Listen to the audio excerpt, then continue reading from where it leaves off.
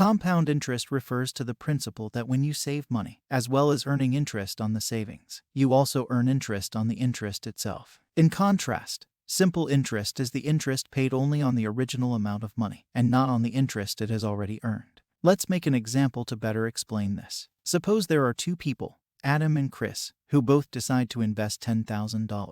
Adam plans to withdraw the interest he earns every year, while Chris decides to reinvest it. Suppose that they both get a guaranteed 5% return on their investment every year. Adam would get $500 in interest in year 1, which is 5% of $10,000. Then he would withdraw the interest earned and earn another $500 in year 2, $500 in year 3, and so on. As you can see, simple interest remains constant over time.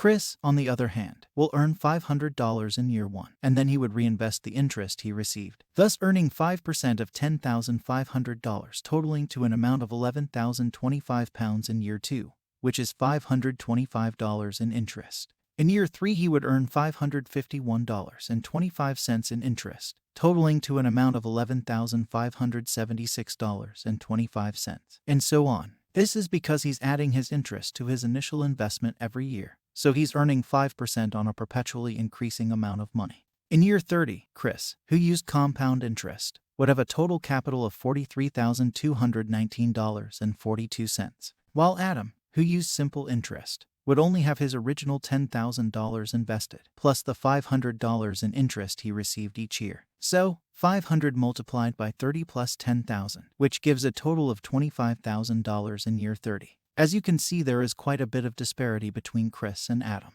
While the difference doesn't seem so relevant in the first couple of years, in the long term compound interest increases exponentially. Compound interest is the most achievable way to build wealth. For example, if you were to invest in the stock market on the S&P 500 with an average estimated return of 7%, an initial investment of $1,000, and a monthly contribution of $300, you would have a total of $347,671.09 after 30 years, or a capital of $733,660.86 after 40 years. So don't waste time. Start investing as soon as possible.